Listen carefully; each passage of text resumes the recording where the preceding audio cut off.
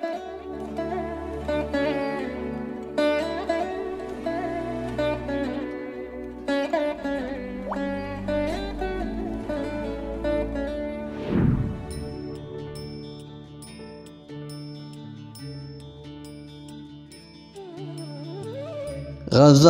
مرزا محمد رفیع سودا، آواز ڈاکٹر صادق حسین گوہر۔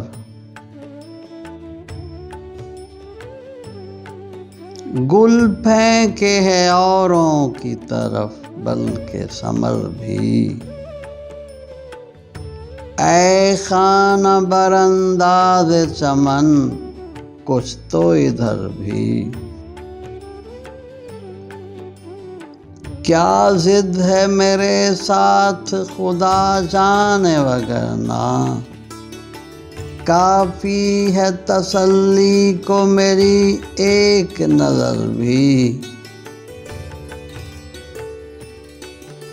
اے ابر قسم ہے تجھے رونے کی ہمارے، تجھ چشم سے ٹپکا ہے کبھو لخت جگر بھی۔